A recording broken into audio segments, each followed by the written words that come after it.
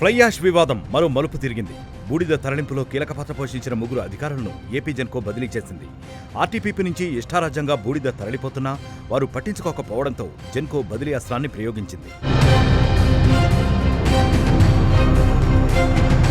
Rayalaseema thermal power ప్రాజెక్టులోని fly ash తరలింపు వివాదంలో అనూహ్య పరిణామాలు చోటు చేసుకున్నాయి.